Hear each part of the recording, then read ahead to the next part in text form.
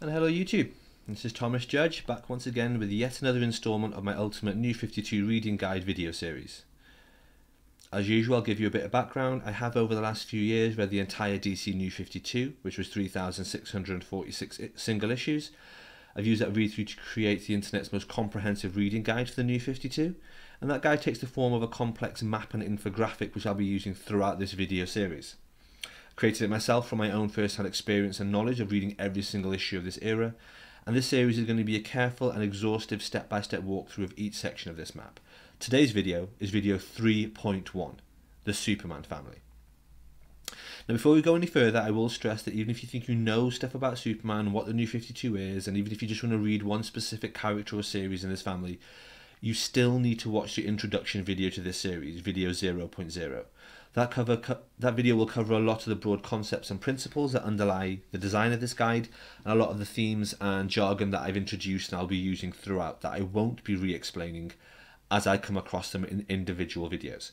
So if you're watching this video and see that I mention things like colours of spines changing, or the convergence line, or type P readers, or false crossovers, you're going to find it all a bit confusing unless you watch that introduction video, and that's going to be in the link below to this video. So without any further ado, here is the Ultimate New 52 Reading Guide. Today's episode is 3.1, the Superman family. Now, before we start in the New 52 series and trade collections as well, we need to consider what you need to know about the Superman mythos prior to the New 52. So forgive me if some of this seems basic, but I'm just trying to be thorough for the newest of new readers. And I'm going to tell you the stuff you need to know for this video. There's going to be a few extra things I'm going to throw in with the later series within this family for videos 3.2 and 3.3. So, things you need to know are: 1. Superman was sent to Earth as a baby from the planet Krypton moments before it exploded, and was found by a couple in Kansas where he was raised as Clark Kent. 2. He is only vulnerable to kryptonite and to magic. 3. There's a bad guy called Vandal Savage. He's an immortal enemy of the world with a broad range of low-level superpowers, mainly intelligence, strength, and immortality. 4. Brainiac is an alien invader that attacks and invades and preserves worlds, and attacked Krypton in the past. And finally, 5. In the world of DC Comics pre-New 52, you may well be familiar with the idea of Clark Kent and Lois Lane being romantically attached. In fact, they eventually got married. That's not the case here. And I think that's about it. That's all you fundamentally need to know. Of course, the more you know about Superman and the Superman mythos, the more you're going to appreciate what's going on here and the various twists and subversions that are happening in the New 52 comics. However, you can still approach all this as a new reader with no other background knowledge apart from what I just listed, and you'll be okay, assuming you're a type J reader, of course. So finally, there's two last things to make you aware of. 1, the New 52 Superman family of comics is one of the worst offenders for sprawling events that cross between different series. Although many comics of this era had that, the Superman family is the worst offender to me because they commit that cardinal sin all the time. They have entire trade collections that are published as volumes 3 or 4 or 5, that's volumes with a small v, but that simply make absolutely no sense if you read them as those printed collections you bought from the comic shop. And that's because they're full of crossover issues that simply make no sense out of context of the other crossover issues. That means you have no choice but to hunt down the other single issues, or even the standalone event books, and it's an utter waste of money buying the trade collections. There's no easy way to put it. This is a nightmare for even the most casual type J reader. Don't worry, I'll make it as clear as I can, but prepare to be disappointed and depressed in equal measure. Second thing I want to point out is Superman is a family of comics that, more than any of the other major 4 families of Justice League, Lanterns, and Batman, crosses over and incorporates new themes from the Wildstorm universe, which joined the mainstream DC universe after Flashpoint. That means that if you know a bit about Superman and nothing about Wildstorm, you're going to be seeing some new, wacky and weird things here. Be prepared for it, and remember, when in doubt, use Wikipedia or tweet me at @IamThomasJudge. Now, The first and most important series to consider here is actually not the one called Superman. It's the one called Action Comics Superman. So let's zoom into my map now. Hopefully you're all following along at home. Flashpoint in the centre, and Superman is the blue circles that follow. So we're going directly south. Now, as I zoom in, you will see Superman is the central series there. But what we're going to start looking at here today is Action Comics Superman. There's a method to my madness. You'll understand why. Now, before we jump into Action Comics, what I will point out is this is a volume 2 of Action Comics, and that's volume with a big V. The first volume of Action Comics ran from 1938 to 2011 and lasted for an incredible 904 issues. As you can imagine, that doesn't make it easy to find a jumping on point for new readers. So this new series began in 2011 with issue 1. I'm going to show you the first 3 volumes here as volumes with a small v. You've got volume 1, Superman and the Men of Steel, which collects issues 1 to 8. That's what it looks like. That picture's quite cool. It's an iconic reimagining of the very first image of Superman, the cover of Action Comics number 1 from 1938. So it's kind of cool. Like I said, there's lots of these Easter eggs the more you know about Superman going in. That's volume 1, issues 1 to 8. Let's follow that thread down. And here we've got volume 2, Bulletproof, which collects issues 9 to 12, issue 0, and annual 1. We're going to continue following this thread down, and we end up here with volume 3, again volume with a small v, which is at the end of days, containing issues 13 to 18. Now the reason I've rushed through those 3 is because all 3 of these volumes are written by the same person. They're written by Grant Morrison. And so they contain the usual things one might expect from a Grant Morrison story. It's clever, it's convoluted, it breaks from tradition, and it contains so much foreshadowing that by the end you will realise how much forward planning went into the finale, even from the first page of issue 1. And one thing that I would stress is that you really need to read these 3 in a row. Reading any of them individually, so reading 1 individually or 2 or even volume 3, and God forbid reading just volume 2 or volume 3, will be really confusing, and you won't get the full benefit of the story at all. It's strange they didn't actually release it as a combined sort of mini omnibus or oversized hardcover or something, but who knows what DC does. Anyway, it's interesting to note that in terms of chronology, this series is the first one in the New 52 universe. It's actually set around a year before even Justice League Trade Collection 1. The disappointing thing is that it's not very good, at least in my opinion. I find Grant Morrison a bit hit and miss. When I find it that it hits, I love his work. New X-Men, All-Star Superman, JLA. But I also find some of his heavier stuff really heavy going. So Invisibles, The Filth, Animal Man. I've read these and I just haven't got on with them. In the case of Superman Action Comics, I've read these 3 volumes twice, several years apart, and really just didn't get on with them. I've still got them bookmarked as something on a list that I'm going to go back and reread again, because they are highly regarded, and I really think people should try giving them a read and a chance themselves, because these things are always really, really subjective. But yeah, just to pan out and show you guys again, those 3 are ones that you need to read together. So you got 1 here, you got 2 there, and you got 3 there. Then Grant Morrison leaves, and we end up with volume 4, Hybrid. This has happened, as you can see, just after the Forever Evil line. That's not important. The important thing is that Hybrid is available, and it contains issues 19 to 24. So this brings the series back into the current timeline. The rest of the New 52 was quite enjoyable, actually. Surprising, given it was riddled by various creative issues. It was meant to be written by Andy Diggle, who quit before he even started. As such, writing was taken over by artist Tony Daniel and then eventually Scott Lobdell. Like I say, it contains issues 19 to 24, but it also contains a backup story called World of Krypton.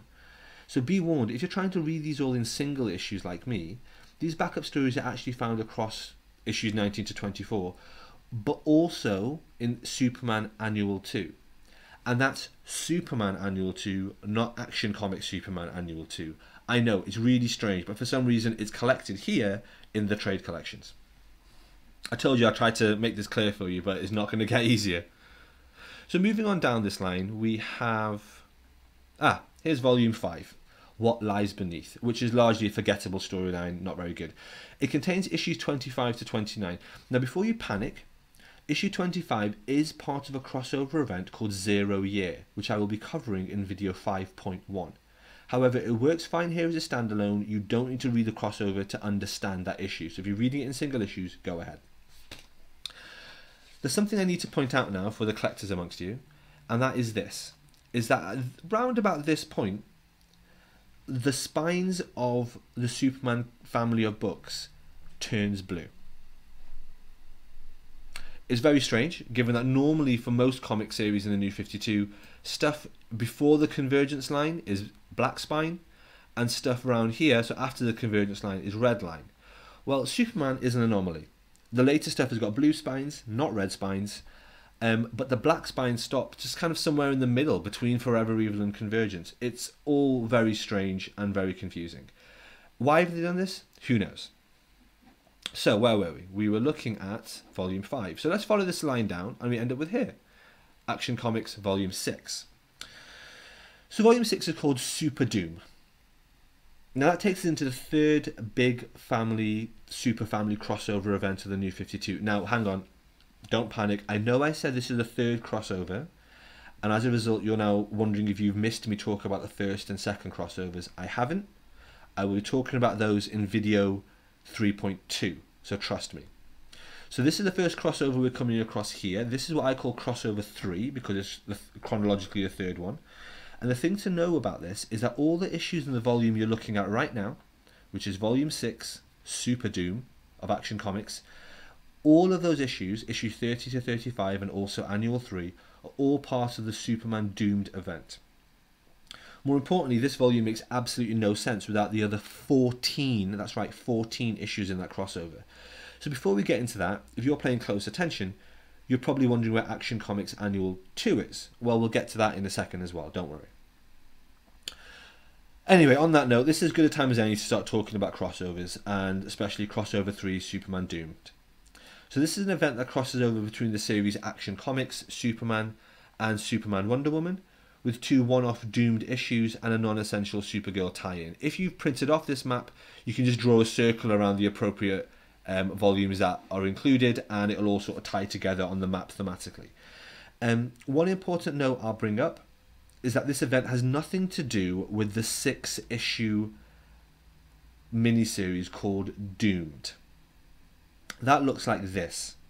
That series is going to be covered later in video 9.2, and despite the unfortunate name, is nothing to do with this. So anyway, instead of reading Volume 6, Doomed, don't bother, don't buy it, don't read it. What you need to do is read the Superman Doomed collected volume, which looks like this. This is available as a standalone event book. It's a mixed bag with many different artists and writers all collaborating. In single issues, the reading order is here. I'll set it on screen and let you guys pause it and write it down if you want. One thing I will point out is that some of these in single issues actually have misprints saying to be continued in, and then it actually gives you the wrong issue is to be continued in. So don't go by what it actually says in DC's printed single issues. This order I have in front, this is the correct order. Anyway, back to the map. So that's Superman Doomed. Please do not buy this trade collection because it's just indecipherable. So moving on, let's follow this line down, and we have Volume 7 here, Under the Skin, which comes just after the Convergence line. That contains issues 36 to 40 and the Action Comics Futures End one-shot. And like I say, there's the Convergence line there. Next, following this down, we will end up with Volume 8, which is called Truth. That collects issues 41 to 47. Now, neither Volume 7 or 8 are especially good. In fact, they're both pretty bad. But they do serve as non-essential context for the last volume. And as I scroll down, we get to the end of our line here. This is the last volume. This is what the cover looks like. This is Superman Action Comic, Volume 9, volume with a small v, Last Rites. This contains issues 48 to 52 and is another major crossover offender in that it is functionally unreadable by itself. Do not buy this trade collection under any circumstances. All the issues within it are contained as part of 2 larger crossover events. That's crossover 4, Savage Dawn here, and crossover 5, The Final Days of Superman, which can be shown here as well. These are two regular sized hardcovers. They're quite thick ones, but they're regular sized on your shelf. They contain all the issues you need, and they're available as standalone crossover event books. Don't be fooled by the DC Rebirth branding on the hardcover of crossover 5. This is still the New 52 here. It's more of a road to rebirth sort of thing. It's complicated, and I don't want to give spoilers. So anyway, getting back to the map, as such, Volume 9 makes no sense if you own it by itself, and if you want to read this, you will need to get those two collected crossover volumes. I'm going to show you the reading order for these if you're reading them in singles. If you're reading Savage Dawn in singles, this is the reading order. Feel free to pause and go through that. You can see how complex it is. And then if you're going to carry on with Final Days of Superman, this is the reading order for that.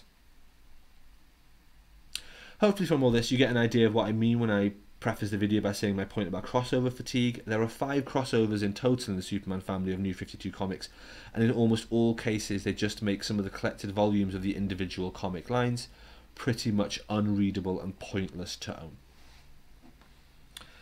And so looking back at the map there, that is where Action Comics ends. And that takes you to the bottom of our map, and this bit here, the blue circle south of the map, this is our Superman family if you're following on at home. 2 more videos talking about the Superman family, which I will be dropping over the next few days. Well, that wraps it up for today from me. The next video is going to dive into the other Superman lines from this era, and now that we've established the basics, should hopefully cover a bit more detail. Thanks for watching, and I hope you enjoyed the video. As always, please like, comment, subscribe, share more widely. I'm not on Facebook or Instagram, so I really appreciate anyone sharing it on Facebook, Instagram, Reddit, or any of those things. I'll be really interested to hear your thoughts on the New 52 and on this series of videos in particular as it progresses. Is this helpful or clear enough? Let me know in the comments below, or tweet me at @IamThomasJudge. And as always, these videos are only possible thanks to supporting this channel by heading over to Amazon.com and picking up the first episode of my prose novel No Gods or Kings, which is called Arrivals. It's available for less than $1 or less than a UK pound. It's a series of interviews from the future where superpowers are real and the entire world has changed dramatically as a result. If you have Kindle Unlimited, the first volume is completely free, but still your support in downloading and reading it is noted and really appreciated. For those of you that are interested in downloading the map and infographic that I've created to make this video, that's also available on my website, nogodsorkings.com, which is in the description below. So whilst you're there, please pick up the first book and support the channel. Until next time, stay classy.